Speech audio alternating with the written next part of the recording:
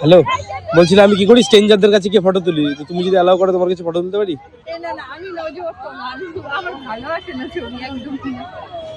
দেখতে পারো একবার পেজটা আমাদের।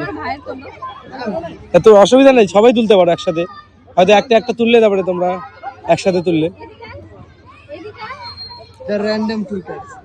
আমি দেখি ভিডিও। ভালো।